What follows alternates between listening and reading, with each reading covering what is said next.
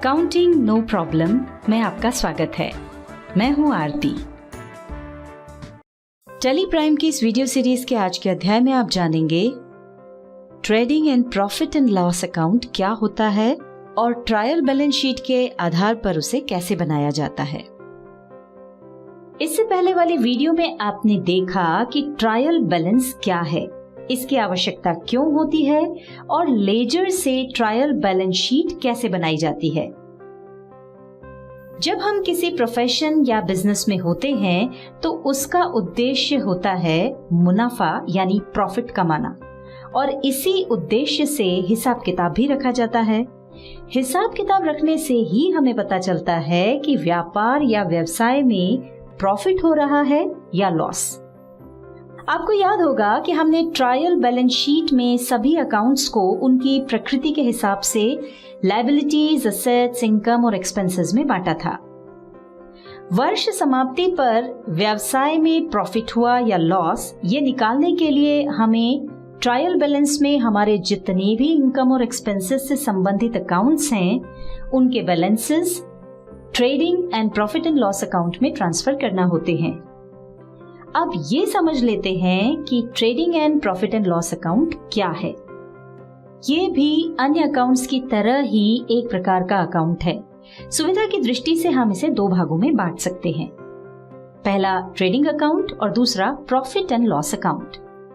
आइए अब देखते हैं कि ये दोनों खाते क्या हैं और इन दोनों खातों में से किस खाते में इनकम और एक्सपेंसेस से संबंधित कौन से अकाउंट्स ट्रांसफर किए जाते हैं और उससे हमें क्या पता चलता है। व्यापार खाता वो खाता है जो व्यापार के सकल लाभ यानी ग्रॉस प्रॉफिट और सकल हानि यानी ग्रॉस लॉस मालूम करने के लिए बनाया जाता है। इस खाते में व्यापार में हुई खरीद, बिक्री, प्रारंभिक स्टॉक, अंतिम स्टॉक और सभी प्रत्यक्ष व्यय यानी डायरेक्ट एक्सपेंसेस शामिल किए जाते हैं। उपरोक्त परिभाषा में उपयोग किए गए शब्दों में से हम आपको खरीद, बिक्री और डायरेक्ट एक्सपेंसेस के बारे में पहले ही बता चुके हैं। अब प्रारंभिक स्टॉक तथा अंतिम स्टॉक को समझ लेते हैं। किसी भी व्यवसाय में वर्तमान में हमारे पास किसी भी मात्रा में जो माल उपलब्ध है वो स्टॉक कहलाता है। वर्ष के अंत में जो माल बिना बिका रह जाता है वो उस वर्ष का क्लोजिंग स्टॉक कहलाता है और अगले साल के लिए वही माल ओपनिंग स्टॉक कहलाता है।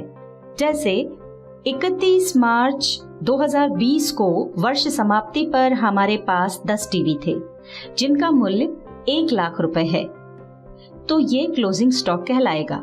और अगला वर्ष जो 1 अप्रैल 2020 से प्रारंभ हुआ उसके लिए यही माल ओपनिंग स्टॉक कहलाएगा। आइए अब हम व्यापार खाता बना लेते हैं। इसमें सबसे पहले डेबिट साइड में ओपनिंग स्टॉक लिखते हैं। चूंकि हमारा कोई ओपनिंग स्टॉक नहीं है इसलिए हम ओपनिंग स्टॉक के आगे 0 लिख रहे हैं। अब एक एक करके ट्रेडिंग अकाउंट से संबंधित जितने भी खाते जैसे कि खरीद, बिक्री और सभी प्रत्यक्ष व्यय के खातों के जो भी बैलेंस हैं वो यहाँ पर लिख देंगे। एक महत्वपूर्ण बात का ध्यान रखें, ट्रायल बैलेंस में जो बैलेंस डेबिट में है उसे ट्रेडिंग अकाउंट में भी डेबिट साइड में लिखेंगे तथा जो बैलेंस क्रेडिट में है उसे क्रेडिट साइड में लिखेंगे। साथ ही हम जो बैलेंस ट्रायल बैलेंस से ट्रेडिंग अकाउंट में ले आएंगे उनकी पहचान के लिए ट्रायल बैलेंस में उसे लाल रंग कर देंगे। ओपनिंग स्टॉक के बाद डेबिट साइड में ही परचेज अकाउंट का बैलेंस लिख लेते हैं।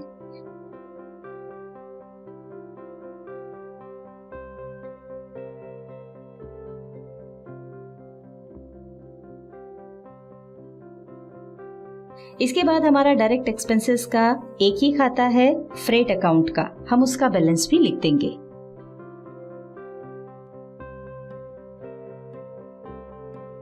चलिए अब ट्रेडिंग अकाउंट में राइट साइड में हमारे सेल्स अकाउंट का बैलेंस लिख देते हैं।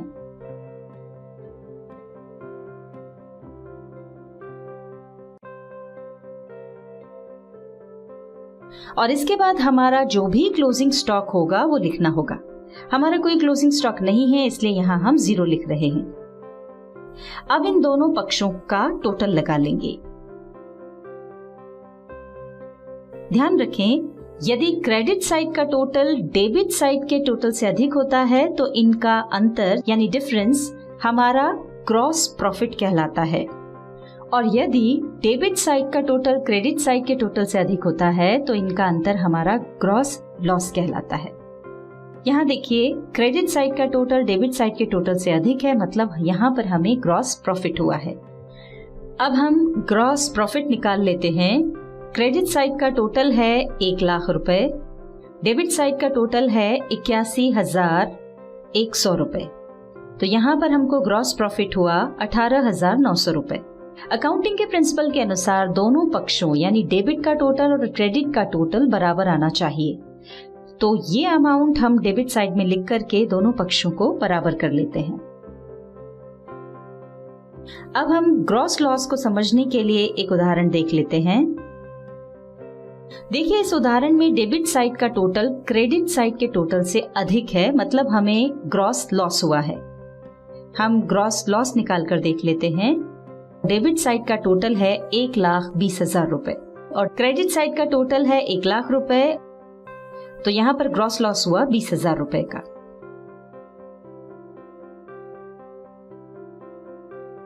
हमने आपको समझाने के लिए ये जो उदाहरण बताया था, इसे हम हटा देते हैं। ये जो ग्रॉस प्रॉफिट या ग्रॉस लॉस हमें ट्रेडिंग अकाउंट से प्राप्त होता है, आगे उसे प्रॉफिट एंड लॉस अकाउंट में ले जाना होता है। एक महत्वपूर्ण बात ध्यान रखें, जब भी हम किसी खाते का बैलेंस आगे ले जाते हैं तो उसे अपोजिट साइड में लिखते हैं। जैसे कि हमने ट्रेडिंग अकाउंट में जो डेबिट साइड में ग्रॉस प्रॉफिट निकाला है, उसे प्रॉफिट एंड लॉस अकाउंट में ले जाएंगे तो क्रेडिट साइड में लिखेंगे। चलिए अब हम प्रॉफिट एंड लॉस अकाउंट पर काम कर लेते हैं, पर उससे पहले हमें इसकी परिभाषा समझनी होगी। व्यापार खाता बनाने के बाद लाभ हानि खाता बनाया जाता है और इससे व्यापार के शुद्ध लाभ यानी नेट प्रॉफिट या शुद्ध हानि यानी नेट लॉस को निकाला जाता है। इसमें हम व्यापार खाते में जो भी अकाउंट ले चुके हैं उनको छोड़कर इनकम और एक्सपेंसेस के शेष सभी खाते लेते हैं, यानी इनडायरेक्ट इनकम और इनडायरेक्ट एक्सपेंसेस के सभी खाते इसमें लिए जाते हैं और इससे प्राप्त शुद्ध लाभ या शुद्ध हानि पूंजी खाते में ट्रांसफर कर दी जाती है। यहाँ से हम अपना प्रॉफिट एंड लॉस अकाउंट बना रहे हैं। सबसे पहले यदि हमें व्यापार खाते से ग्रॉस प्रॉफिट हुआ है तो उसे राइट साइड में लिखना होता है, जो कि हम लिख चुके हैं। यदि हमें ग्रॉस लॉस प्राप्त हुआ है तो उसे हम लेफ्ट साइड लिखते हैं। इसके बाद राइट साइड में हमारी जितनी भी इनडायरेक्ट इनकम है वो लिख देंगे।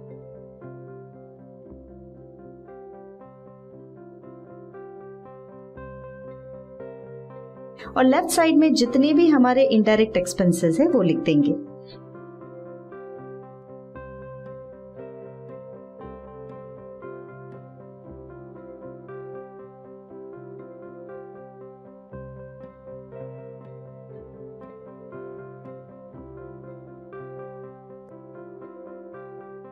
दोनों साइड का टोटल लगाएंगे।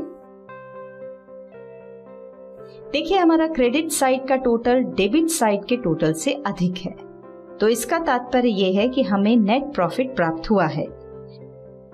यहाँ दोनों पक्षों का अंतर जो कि हमारा नेट प्रॉफिट है वो लिख देंगे। ऐसा करते ही देखिए दोनों पक्ष भी समान हो गए हैं। यहाँ तो हमें नेट प्रॉफिट हुआ है, लेकिन यदि नेट लॉस हुआ होता तो उसे किस प्रकार लिखते, आइए एक उदाहरण की सहायता से समझ लेते हैं।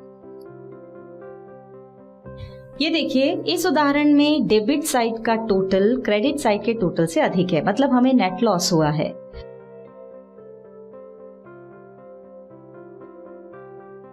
हमने आपको समझाने के लिए ये जो उदाहरण बताया था इसे हटा देते हैं।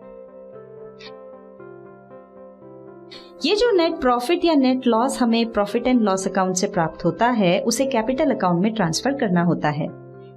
चलिए, हमें प्रॉफिट एंड लॉस अकाउंट से जो नेट प्रॉफिट प्राप्त हुआ है उसे कैपिटल अकाउंट में ट्रांसफर कर देते हैं। जैसा कि हमने आपको ट्रेडिंग अकाउंट के अंत में बताया था कि जब हम किसी खाते के बैलेंस को आगे ले जाते हैं तो उसकी एंट्री अपोजिट साइड में करते हैं, तो नेट प्रॉफिट की हमारी एंट्री कैपिटल अकाउंट में क्रेडिट साइड में होगी। देखिए, प्रॉफिट होने से हमारे कैपिटल अकाउंट का बैलेंस बढ़ गया है। इस तरह अभी हमने जो काम किया उसका सारांश ये है कि हमने ट्रायल बैलेंस से इनकम और एक्सपेंसेस के सभी खातों को trading and profit and loss account में ट्रांसफर कर दिया, यानी ये खाते अब समाप्त हो गए हैं और trading and profit and loss account से हमें जो प्रॉफिट प्राप्त हुआ उसे हमने कैपिटल अकाउंट में ट्रांसफर कर दिया और ऐसा करते ही हमारा प्रॉफिट एंड लॉस अकाउंट का काम भी समाप्त हो गया।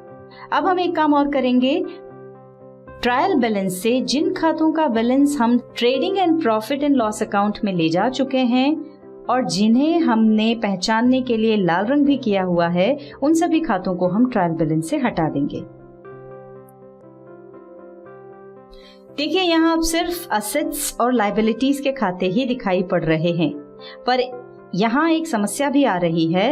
नीचे दोनों पक्षों का जो टोटल है उसमें डिफरेंस आ रहा है, जबकि अकाउंटिंग के प्रिंसिपल के हिसाब से ये दोनों पक्ष बराबर होने चाहिए। इसका कारण ये है कि यहाँ जो कैपिटल अकाउंट का बैलेंस लिखा है वो पुराना है। हम इसे हटाकर कैपिटल अकाउंट का करंट बैलेंस यहाँ पर लिख देते हैं। देखिए, ऐसा करते ही दोनों पक्ष बराबर हो गए हैं। इस वीडियो में आपने देखा कि किस तरह हमने ट्रायल बैलेंस के आधार पर अपना trading and profit and loss account बनाया और अपने व्यवसाय में होने वाले लाभ या हानि की जानकारी प्राप्त की, और यही हमारे हिसाब किताब रखने का मुख्य उद्देश्य भी था, जो कि यहाँ पर पूरा हो रहा है। टैली में हमें trading and profit and loss account नहीं बनाना होता है, वो हमें एक प्रीव्यू देता है जिसके आधार पर हमें कुछ ट्रांसफर एंट्रीज करना होती हैं। ध्यान रखने की बात यह है कि टैली में इसका नाम सिर्फ प्रॉफिट एंड लॉस अकाउंट है। हमारी अगली वीडियो में आप बैलेंस शीट के बारे में जानेंगे और उसी के साथ हमारी अकाउंटिंग संबंधित जरूरी जानकारी पूरी हो जाएगी।